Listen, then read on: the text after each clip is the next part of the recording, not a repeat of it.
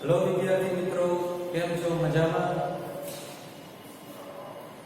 मारू नाम है विशाल पुरोहित। बराबर।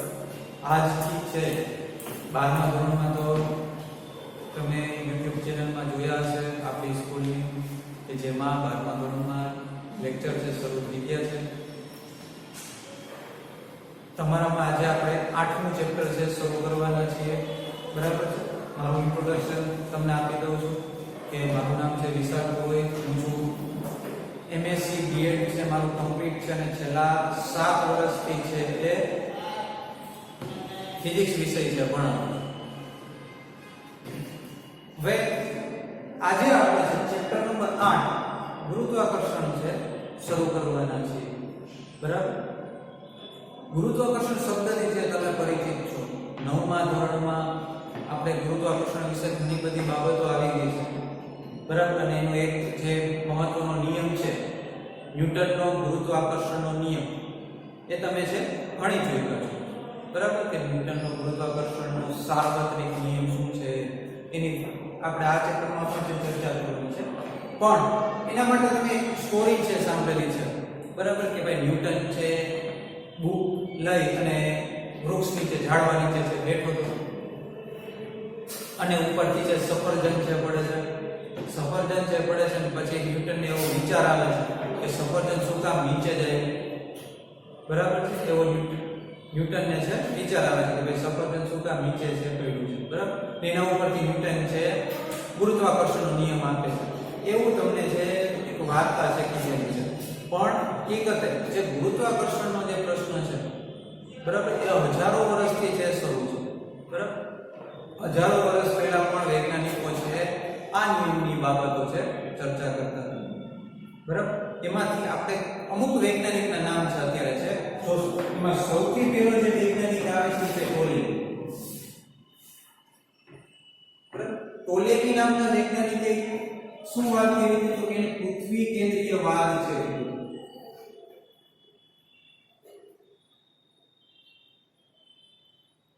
ટોલેમી નામના આપણે વાત કરીએ છીએ હજારો વર્ષ પહેલાની છે વાત કરીએ છીએ। બરાબર। ત્યારથી ગુરુત્વાકર્ષણ શું છે બરાબર કેમ બધી વસ્તુ જમીન ઉપર જ આવે છે એ પ્રશ્ન ત્યારથી છે હતો। એમાં સૌથી પહેલા ટોલેમી નામના વૈજ્ઞાનિક પૃથ્વી કેન્દ્રીય વાદ છે રજૂ કરે છે। પૃથ્વી કેન્દ્રીય વાદ એટલે શું તો કે પૃથ્વી છે ટોલેમી એવું કીધું કે પૃથ્વી છે ક્યાં છે કેન્દ્રમાં છે। બાકીના બધા ગ્રહો સૂર્ય ધૂમકેતુ એ બધી વસ્તુ કેવી છે તો કે અહીંયા પૃથ્વીની આજુબાજુ ફરે છે। ટૂંકમાં એને એવું કીધું કે પૃથ્વી છે કેવી છે પૃથ્વીને આપણે કેન્દ્રમાં લેવાની છે। પૃથ્વીને કેન્દ્ર તરીકે લીધું।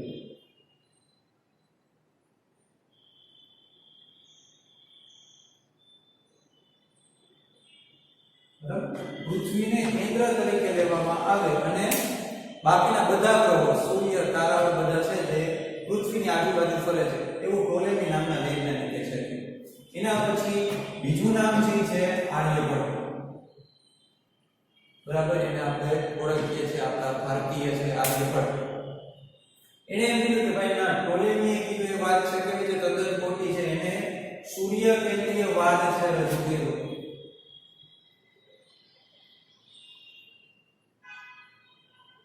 બરાબર છે। આર્યભટ્ટે શું કીધું સૂર્ય કેન્દ્રીય વાદ એટલે એને એમ કીધું કે ભાઈ સૂર્ય છે કેન્દ્રમાં છે અને બાકીના ગ્રહો છે કેવું છે તો એની આજુબાજુમાં છે ભ્રમણ કરે છે એટલે કે એને સૂર્યને કેન્દ્ર તરીકે લીધું।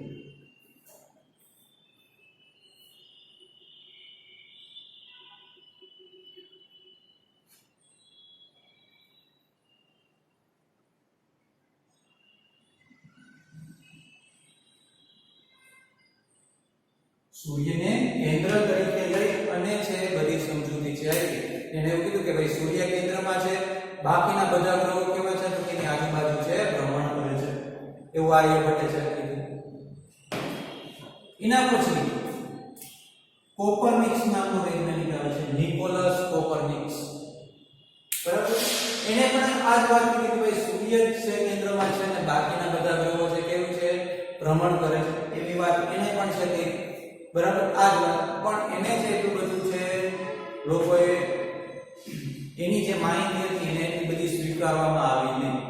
બરાબર છે। આપણે ખાલી જે વૈજ્ઞાનિક હોય કે એ લેવલના વૈજ્ઞાનિક હોય કે જે એની કોઈ પણ વાત કરે તો તરત છે સ્વીકારી લેવામાં આવે. બરાબર છે. ધારો કે ન્યૂટને કંઈ પણ કીધું હોય, જ્યારે આપણે કહીએ છીએ કે ન્યૂટનનો સાપેક્ષવાદનો સિદ્ધાંત, બરાબર, ન્યૂટને કીધી એના પછી 50-60 વર્ષ પછી સાબિતી મળી, પણ ન્યૂટને કીધું હતું એટલે એ વસ્તુ કેવી રીતે તો કે એને સ્વીકારી લેવામાં આવી હતી. બરાબર છે.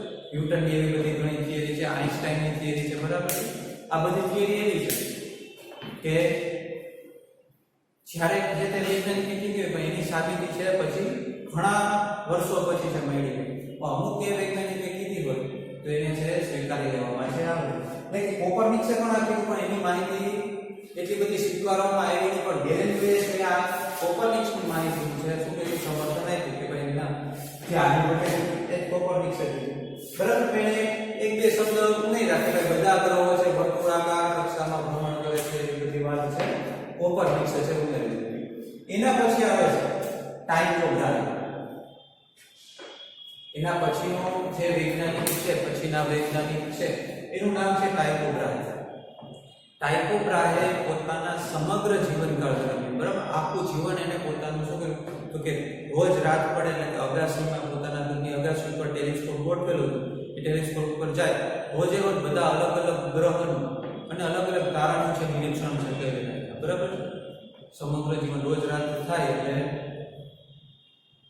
અગાસી પર જાય ટેલિસ્કોપની મદદથી એમ કે ભાઈ આજે કોઈ ગ્રહ છે આ જગ્યાએ છે તો એનું કાલે છે કેટલા એના ડિગ્રીમાં સ્થાનમાં ફેરફાર થયો, કોઈ એક તારા છે તો એના સ્થાનમાં કેટલો ફેરફાર થયો.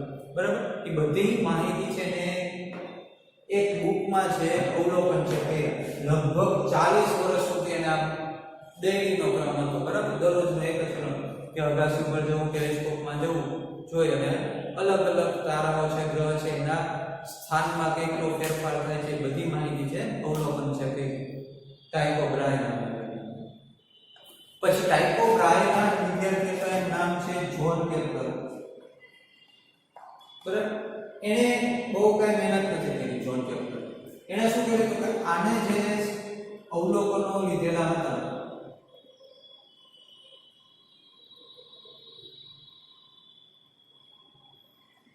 અવલોકન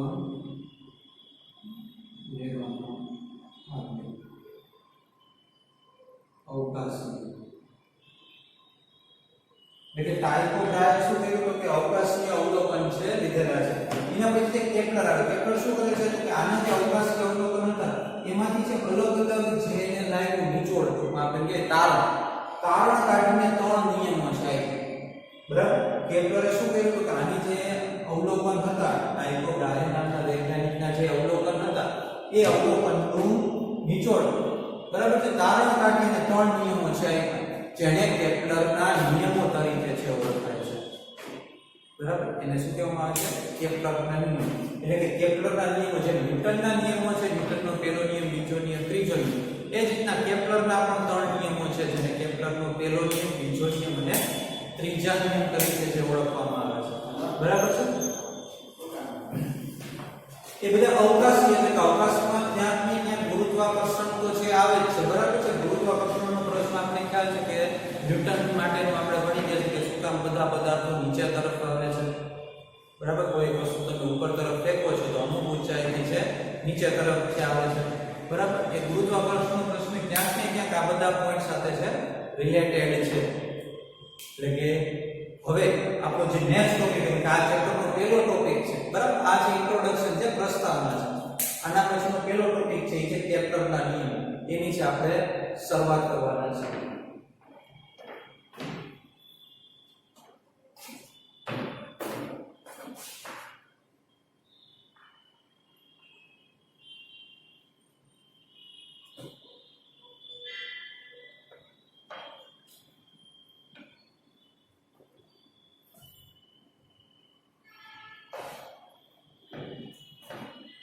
ચાલો તો પહેલો ટોપિક કેપ્લરના નિયમો.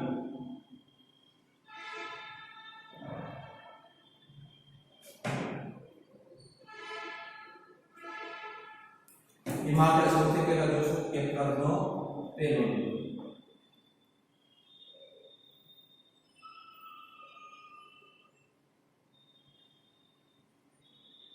કેપ્લરનો પ્રથમ નિયમ. બરાબર, નિયમ છે સમજવા જેવા છે. એક શબ્દ છે એનો કંઈક ને કંઈક અર્થ છે. બરાબર છે. આપણે પહેલા જ નિયમની વાત કરી કે બધા જ ગ્રહો એવી દીર્ઘવૃત્તીય અથવા આ શબ્દનો બીજો મતલબ થાય લંબવૃત્તીય. બધા જ ગ્રહો એવી દીર્ઘવૃત્તીય અથવા લંબવૃત્તીય કક્ષામાં ભ્રમણ કરે છે કે જેના એક કેન્દ્ર પર સૂર્ય હોય.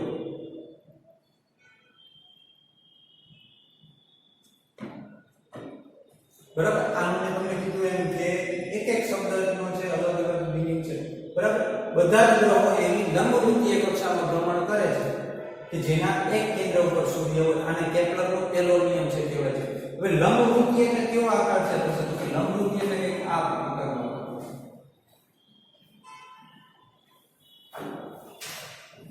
આ છે લંબવૃત્તીય આકાર છે.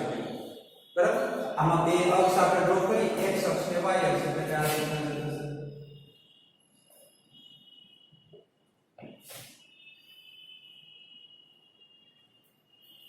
બરાબર, અને આપણે x અક્ષ કરીએ, y અક્ષ. હવે આ જે લંબવૃત્તીય આકાર છે એના બે અલગ અલગ કેન્દ્ર. અહીંયા કોઈ પહેલું કેન્દ્ર હોય તો આપણે S1 કહીએ, બીજું કેન્દ્ર લઈએ ને આપણે S2 કહીએ. બરાબર, આ રીતના બે અલગ અલગ કેન્દ્ર. એટલે કે બધા જ ગ્રહો એવી લંબવૃત્તીય, આ આકાર છે લંબવૃત્તીય આકાર છે. બરાબર, એવા આકારમાં ભ્રમણ કરે છે કે જેના એક કેન્દ્ર ઉપર સૂર્ય હોય. કાં સૂર્ય અહીંયા હોય, કાં સૂર્ય અહીંયા છે. બરાબર છે. આને જે કેપ્લરનો પહેલો નિયમ છે કહેવામાં આવે છે. હવે જે અંતર છે, આ અંતર જે છે કેન્દ્રથી આ અંતર છે એને આપણે કહેવામાં આવે છે a વડે, એટલે કે 2a વડે ડિનોટ કરવામાં આવે. આટલું અંતર b a, આટલું અંતર b એટલે ટોટલ અંતર થશે 2a. એ જ રીતના જે ઊભું અંતર છે એને 2b કહેવામાં આવે છે. બરાબર છે. એને આ જે અક્ષ છે ને અર્ધદીર્ઘ અક્ષ કહેવામાં આવે. બરાબર છે. આડી અક્ષ છે આ, એને કેવી અક્ષ કહેવાશે? અર્ધદીર્ઘ અક્ષ. બરાબર, એને અર્ધદીર્ઘ અક્ષ છે કહેવામાં આવે. તો આ છે એનો કેપ્લરનો પહેલો નિયમ છે કે ભાઈ આ બેમાંથી એક કેન્દ્ર ઉપર જે સૂર્ય હોવો જોઈએ. તમે સૂર્ય આપણે અલગ અલગ ગ્રહો છે ફરે છે એનું તમે સૌરમંડળ છે, સૌરમંડળનું તમે આપણે જૂની ટેક્સ્ટબુકમાં એટલે કે 9મા ધોરણ અથવા તમે કે મોબાઈલમાં પણ એનું સૌરમંડળનું તમે ફિગર જોવો ઇમેજ. બરાબર, તો તમને કંઈક આ રીતના મળે કે કોઈ આપણે અહીંયા લઈ લઈએ છીએ. બરાબર, કેન્દ્ર સૂર્ય અહીંયા લઈ લઈએ તો કોઈ બુધ ગ્રહની આપણને આ રીતના હોય. બરાબર, આધાર કે બુધ ગ્રહની પછી કોઈ બીજો ગ્રહ છે કે આ રીતના ભ્રમણ કરતો હોય. બરાબર, બીજો ગ્રહ છે કે આ રીતના ભ્રમણ કરતો હશે. બરાબર, ચોથો ગ્રહ છે કે આ રીતના ભ્રમણ કરતો. આ રીતના આપણને છે સૌરમંડળનું તમે ફિગર જો, આકૃતિ જો. બરાબર, તો કે આ રીતના છે. એટલે જો આ બધી કક્ષાઓ કેવી હોય? એક તો લંબવૃત્તીય આકાર છે. કોકના જો આ વાત કરી, આ ધારો કે ડ્રો કરેલું છે તો આના બે કેન્દ્ર થાય. એક અહીંયા કેન્દ્ર આવે, આ આકારની વાત કરી, બીજો અહીંયા કેન્દ્ર. તો આ કેન્દ્રમાં સૂર્ય નથી, આ કેન્દ્રમાં સૂર્ય. બીજું આ રીતના ડ્રો કરેલું છે, એટલે આ કેન્દ્રમાં સૂર્ય છે, આ કેન્દ્રમાં છે. ટૂંકમાં બધાને બે બે કેન્દ્ર છે. એમાં એક કેન્દ્રમાં જે સૂર્ય હોય. બરાબર, એટલે સૌરમંડળનો તમે કે આકૃતિ જુઓ તો તમને કંઈક આ પ્રકારની છે આકૃતિ છે જોવા મળે. બધા 9 ગ્રહો છે, 8 ગ્રહો છે, એની આકૃતિ છે કે આ રીતના છે આપણને જોવા મળે છે. બરાબર, હવે એના પર છે કેપ્લરનો બીજો નિયમ. બરાબર, તમારે આપણે બરાબર છે કે બીજો નિયમ અને ત્રીજો નિયમ એ બંનેની સાબિતી પણ છે આપણે જોવાની છે. બરાબર, કેપ્લરનો બીજો નિયમ શું છે, ત્રીજો નિયમ શું છે, વિથ પ્રૂફ. બરાબર, એની સાબિતી પણ છે આપણે લેવાની છે. પ્રથમ નિયમ ખાલી કક્ષા એની કયા પ્રકારની છે એની છે આપણને માહિતી આપે છે કે જે કક્ષામાં ભ્રમણ કરે છે. જેમ કે અગાઉ જે વૈજ્ઞાનિકોના નામ આપણે કીધા હતા, એણે કેવી કક્ષા લીધી હતી? વર્તુળાકાર કક્ષા લીધી હતી. બરાબર, અગાઉના જે વૈજ્ઞાનિક છે એને વર્તુળાકાર કક્ષા લીધી. પણ અહીંયા કોપરનિકસે જે લંબવૃત્તીય કક્ષાનો શબ્દ છે ઉપયોગ છે કરેલો છે. એટલે કે પેલો નિયમ છે આપણને કહે છે કે ભાઈ કક્ષા વર્તુળાકાર નથી પણ લંબવૃત્તીય કક્ષાઓ છે. હવે એના પછી આપણે જોઈએ છે કેપ્લરનો બીજો નિયમ. ત્રણે નિયમના વિધાન છે તમને આવડવા જોઈએ.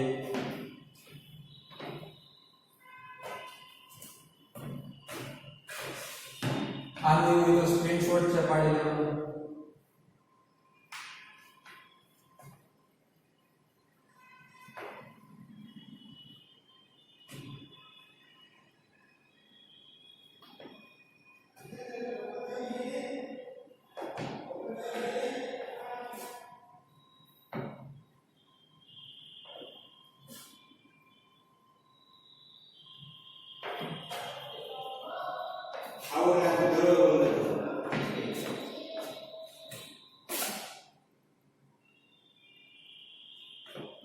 એના પછી કેપ્લરનો બીજો નિયમ. એનું વિધાન કંઈક આ રીતના છે કે કોઈ પણ ગ્રહને સૂર્ય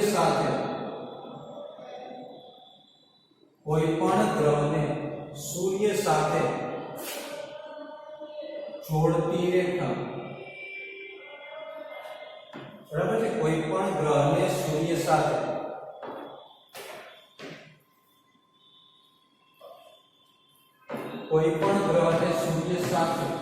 જોડતી રેખા સમાન સમયગાળામાં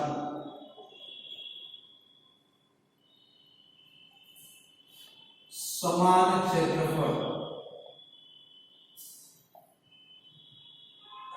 આંતરે છે.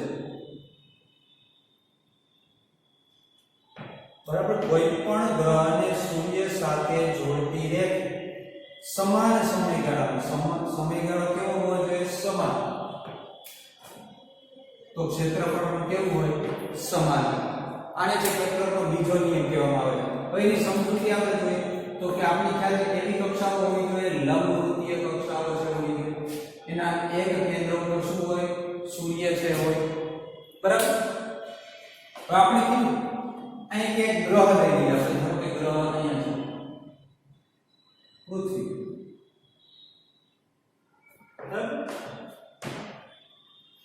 કોઈ પણ ગ્રહને સૂર્ય સાથે જોડતી રેખા, સૂર્ય અહીંયા છે, પૃથ્વી અહીંયા છે, એટલે જો અહીંયા શું ગ્રહને સૂર્ય સાથે જોડતી રેખા કઈ આપણે દોરીએ. ગ્રહને સૂર્ય સાથે જોડતી રેખા, બરાબર છે, સમાન સમયગાળામાં સમાન ક્ષેત્રફળ. હવે આપણે ખ્યાલ છે કે આ ગ્રહ છે તે સૂર્યની આજુબાજુ ભ્રમણ કરે છે. તો થોડાક સમય પહેલા અહીંયા પૃથ્વી હોય તો થોડાક સમય પછી એનું સ્થાન છે કે અહીંયા આવી જશે. બરાબર, આ વર્ટિકલ ફોર્સ. તો એના માટે આ કામ લાઈન ડ્રો કરી. તો આ જે ક્ષેત્રફળ છે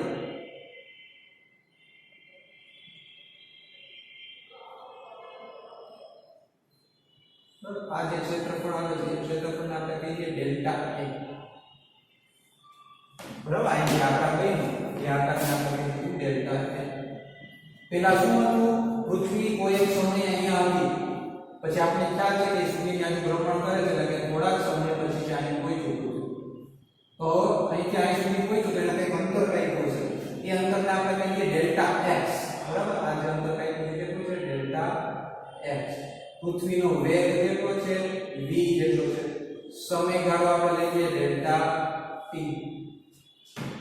બરાબર, સમયગાળો લઈએ તો ડેલ્ટા t, કેમ કે સમયગાળાની વાત કરવાની છે.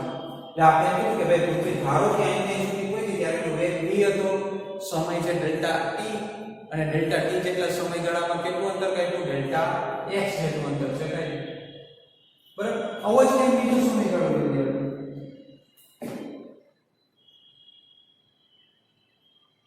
બરાબર, કે ભાઈ પાછું ડેલ્ટા t જેટલો સમયગાળો ફિક્સ. પૃથ્વીનો વેગ એ ફિક્સ છે. બરાબર, કે પૃથ્વી કે ઝડપથી ગતિ કરે પછી ધીમી થાય કે એવું કંઈ થાય નહીં. બરાબર, અહીંયા નો વેગ છે ફિક્સ છે. સમયગાળો ડેલ્ટા ટી કેવો છે? ફિક્સ છે, બરાબર. એનું અંતર છે બદલે છે, એટલે કે આ બે વસ્તુ સરખી હોય તો અહીં જે ક્ષેત્રફળ બન્યું એ ક્ષેત્રફળની વેલ્યુ પણ કેવી હોય? સમાન હોય. એ જ છે કેપ્લરનો બીજો નિયમ છે. સમાન સમયગાળો, બે બાજુ સમયગાળો સમાન છે ડેલ્ટા ટી, બરાબર. સમાન સમયગાળો એટલે કે જો સમયગાળો બે બાજુ સરખો છે ડેલ્ટા ટી તો અહીં જે ક્ષેત્રફળ બન્યું એ ક્ષેત્રફળ પણ કેવું હોય? બે સમાન હોય, બરાબર છે. કેપ્લરનો બીજો નિયમ છે આપણને જે એ છે, બરાબર છે. અને કેપ્લરનો બીજો નિયમ છે કહેવામાં આવે છે. હવે વેગનું એટલે મેં લખ્યું કે એની સાબિતી માટે આપણે વેગની જે જરૂર પડશે, કેમ કે વેગનું સમીકરણ આપણને ખ્યાલ છે કે વેગ બરાબર અંતરના છેદમાં સમય થાય. એના ઉપરથી આ નિયમની જે સાબિતી છે આપણે લેવાની છે, બરાબર. એટલે મેં અહીંયા વેગ છે લખ્યું છે. અત્યારે તમારે વેગની કઈ જરૂર નથી, કેમ કે નિયમ માટે સમાન સમયગાળો અને સમાન ક્ષેત્રફળ છે આવજો. એટલે કે આ કીધું કે ડેલ્ટા ટી અને ડેલ્ટા એ બે વસ્તુ છે તમે ડિનોટ કરેલી હોય, દર્શાવેલી હોય તો પછી છે ચાલો, બરાબર. તો આ છે કેપ્લરનો બીજો નિયમ. શું છે? કોઈ પણ ગ્રહને સૂર્ય સાથે જોડતી રેખા સમાન સમયગાળો ડેલ્ટા ટી બે માટે સમાન સમયગાળો છે તો ક્ષેત્રફળ કેવું હોય? સમાન હોય, બરાબર છે. આને શું કહેવાય છે? કેપ્લરનો બીજો નિયમ કહેવાય છે. આની સાબિતી છે એ આપણે આવશે કરે છે, જોશું આ ચેપ્ટરમાં છે આવશે.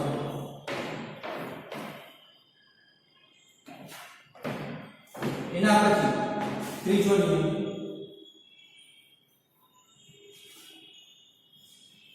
એની સાબિતી પણ છે આપણે જોવાનું છે.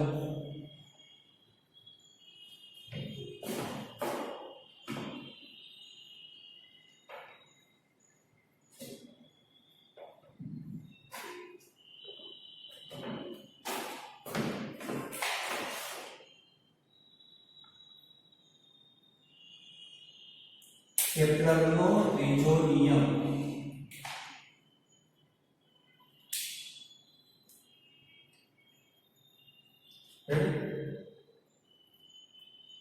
કોઈ પણ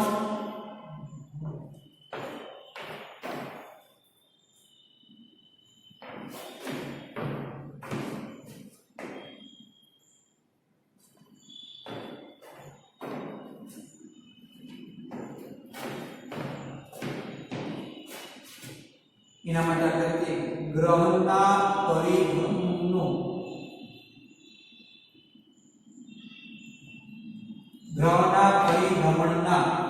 આવર્તકાળનો વર્ગ,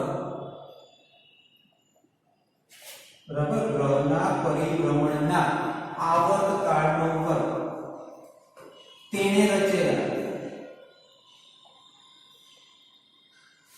લંબવૃત્તને અથવા ટેક્સ્ટબુકનો શબ્દ આપણે વાપરીએ દીર્ઘવૃત્તને અક્ષના દીર્ઘવૃત્તના અર્ધદીર્ઘ અક્ષના ઘનના સમપ્રમાણમાં હોય છે,